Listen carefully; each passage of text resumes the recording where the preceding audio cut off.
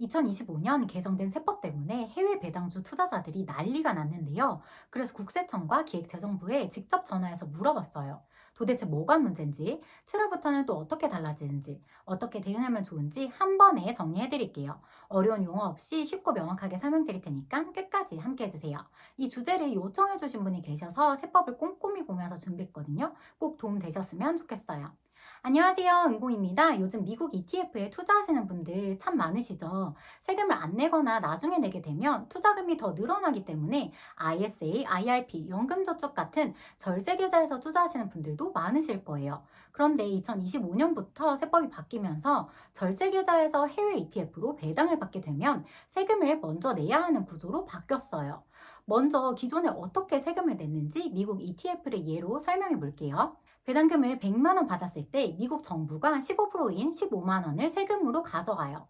남은 85만 원이 우리 계좌에 들어오게 되는데 국세청에서 14만 원을 추가로 넣어주게 돼서 99만 원으로 계속 투자할 수 있었어요. 그러다가 우리가 출금하는 시점에 국세청에 세금을 내면 됐죠. 즉, 세금을 내야 할 돈도 투자를 하면서 불릴 수 있는 구조였습니다. 이걸 과세이연이라고 하는데요. 그런데 2025년부터 뭐가 바뀌었냐면요. 이제 동일하게 배당금 100만 원을 받았을 때 미국에서 15만 원을 세금으로 내고 난 뒤 국세청에서 환급해준 절차가 사라지면서 남은 85만 원을 가지고 투자를 할 수 있게 된 거예요. 정리하자면 첫 번째 문제는 과세 이연 효과가 사라졌다는 거예요. 기존에는 세금을 나중에 낼 수 있어서 투자금이 불어나는 복리 효과가 있었어요. 그런데 이제는 배당을 받을 때마다 즉시 세금을 내야 하기 때문에 그 돈을 불릴 수 없는 거죠. 특히 계좌 보유 기간이 긴 연금 계좌에서는 이 차이가 누적되면서 꽤 큰 차이가 발생할 수도 있어요. 이 문제가 발생한 이유는 법인세법 57조의 2 개정 때문인데요. 절세 계좌에서 발생하는 문제까지 충분히 고려하지는 못했던 것 같아요. 그래서 올해 세법 시행령 개정을 통해서 ISA 계좌에서는 어떻게 세금 처리를 할지 법적 근거를 만들었는데요. 그럼에도 발생하는 두 번째 문제는 바로 배당소득세를 돌려받을 수 없는 경우도 생긴다는 점이에요. 이 부분에 대해 기획재정부 직원과 통화하면서 다시 한번 확인해 봤는데요. 하나씩 조금 더 자세히 살펴볼게요. 미국은 15%, 중국과 일본은 10%처럼 국가별로 배당금에 대한 세율이 다른데요. 정부가 ISA 계좌에서 운영하면서 해외에 낸 세금에 대해서 14%로 일괄 계산하기로 했어요. 그리고 이 부분은 7월부터 시행이 되는데요. 수치보다 더 중요한 점은 공제라는 개념이에요. 예를 한번 들어볼게요. 해외 배당금 100만 원, 매매 차익 100만 원이 발생했다고 가정해 볼게요. 우리 계좌에 배당금은 85만 원, 매매 차익은 100만 원이 들어왔겠죠? ISA 계좌의 총 수익은 100만 원 더하기 100만 원 해서 200만 원이 되고요. 비과세 한도가 200만 원이기 때문에 세금은 0원이 돼요. 하지만 여기서 문제가 발생합니다. 배당금에 대한 외국세액 14만 원을 공제받을 수 있지만 내야 할 세금이 없기 때문에 환급받을 수는 없는 거죠. 반면 기존에는 먼저 환급을 받았기 때문에 이렇게 비과세 한도 내에서는 추가로 발생하는 세금이 없었어요. 비과세 한도 내에서 수익이 발생하는 분들은 해외 배당 소득에 대한 절세 혜택이 줄었다고 볼 수 있어요. 오해하시면 안 되는 게요. 물론 비과세 한도 이상의 수익이 발생하는 분들은 세금이 줄어드는 효과가 분명히 있어요. 만약 해외 배당금 100만 원, 매매 차익 400만 원이 발생했다면 총 수익은 100만 원 더하기 400만 원 해서 500만 원이 될 거고요. 비과세 한도 200만 원을 제외하면 과세 대상은 300만 원이 돼요. 300만 원에 9.9%인 29만 7천 원의 세금이 부과되는데요. 하지만 배당금의 외국세액 14만 원이 공제되므로 최종 세금은 15만 7천 원을 내게 되죠. 즉, 비과세 한도를 초과하는 수익이 있는 경우에는 세금이 줄어든 효과가 있지만 비과세 한도 내에서는 세금을 돌려받을 수 없다는 그런 한계가 있습니다. 현재까지는 이런 방식으로 시행될 것으로 보이는데요. 앞으로 변경 사항이 생길 수 있다는 점 참고해 주시면 좋을 것 같아요. 그리고 이런 부분도 7월부터 시행되기 때문에 25년 1월에서 6월까지 받은 해외 배당금은 이 대상에서 제외될 것으로 보여요. 그러면 내가 절세 계좌에서 투자하고 있는 자산이 영향을 받는지 궁금하실 텐데요. 쉽게 구분할 수 있는 방법을 알려드리려고 증권사 홈페이지, 투자 설명서, ETF 비교 사이트 등을 찾아봤는데 명확하게 구분되어 있지는 않더라고요.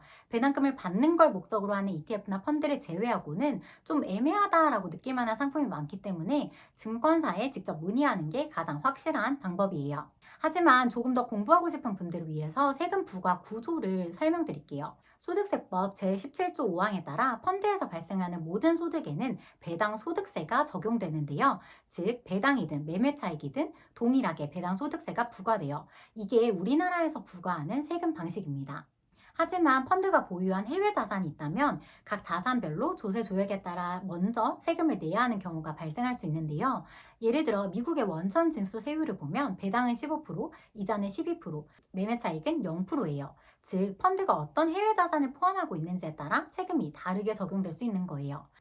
이렇게 해외에서 먼저 세금을 징수하고 나면 우리나라의 배당 소득세율 14%와 비교해서 추가 세금이 부과될 수도 있고 면제될 수도 있습니다. 해외 원천 징수세율이 14% 이상이라면 우리나라에서 추가 세금이 부과되진 않고요.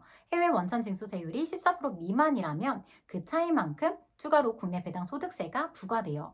이번에 문제되는 자산들은 이렇게 해외에서 먼저 세금을 징수하는 경우라고 생각하시면 됩니다. 내가 투자하는 상품이 세법 개정에 영향을 받는다면 어떻게 대응할 수 있을까요? 첫 번째로 매매 차익 위주의 수익이 기대되는 S&P 500이나 나스닥 같은 성장형 자산으로 변경하는 방법이 있고요. 두 번째로 해외 배당에 대한 이슈이기 때문에 영향이 없는 국내 고배당 ETF로 갈아타는 방법도 있어요.